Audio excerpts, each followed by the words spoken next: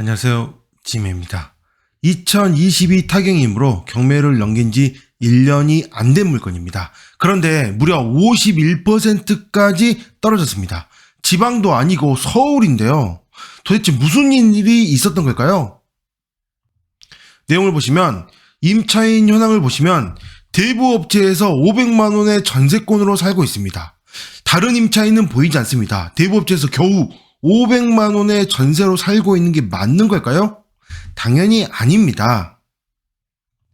등기부를 보시면 대부업체에서 근저당을 잡을 때 최우선 변제가 들어오지 못하게 하기 위해서 이렇게 전세권을 설정합니다. 여러 번 영상을 찍었으니 찾아보시면 종종 나올 겁니다. 소유자는 2018년도 당시에 최대한 대출을 많이 받기 위해서 대부업체를 이용했고 최우선 변제를 들어오지 못하게 하기 위해서, 즉 방빼기라고 하죠. 대출을 굉장히 많이 받으면서 이렇게 전세권을 설정했습니다. 그리고 집값이 폭등을 했죠. 소유자는 이때 당시는 엄청 무리를 했는데 굉장히 좋은 선택이 되었었다고 보여집니다. 결론적으로 정리하자면 이 물건은 권리상에 아무런 문제가 없는 물건입니다. 대부업체가 500만 원의 전세권으로 살고 있다는 뜻이 아닌 거죠. 아무런 권리상의 문제가 없는 물건이 51%까지 떨어진 상태고요. 단 하나 신경 쓰이는 부분이 채권 총합이 그렇게 크지 않다는 겁니다. 이 채권 총합이 실제 감정평가에 비해서 굉장히 좀 작다라고 한다면 두 가지를 생각을 하셔야 됩니다. 장점과 단점이 있는데요. 장점은 먼저 낙찰받고 잔금 납부까지 하게 된다면 소유자한테 배당이 제법 많이 되게 될 테니 명도에 있어서 배당금 가압류라는 카드를 이용할 수 있게 됩니다. 천천히 명도를 하고 그리고 부당이득금을 받아낼 수도 있다라는 거죠. 물론 받아낼 수도 있다라는 거지 반드시 받아낸다는 얘기는 아닙니다. 배당금 가압류를 하기 위해서 빨리 움직여야 되고 협상이 가장 좋은 방법이니까요.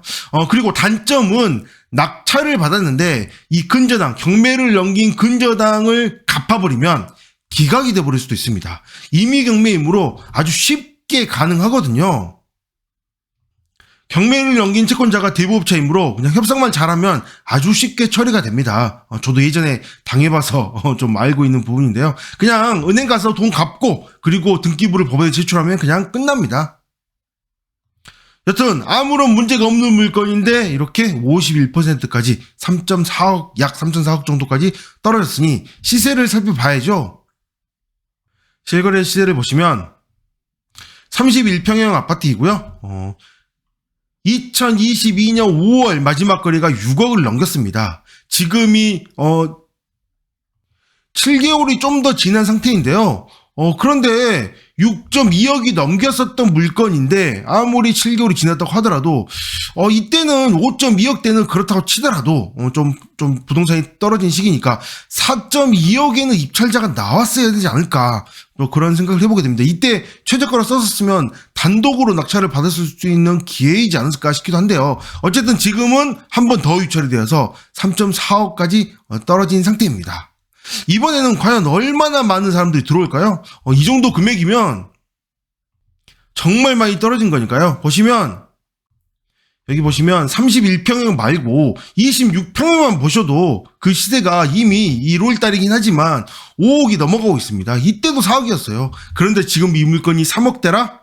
과연 얼마나 많은 사람들이 입찰하는지 보면 좀 재미있는 상황이 되지 않을까 생각이 됩니다. 결국 이 물건은 운에 따라서 유찰이 많이 된 물건일 뿐입니다. 경매는 로또보다 훨씬 더 확률이 높으니까요.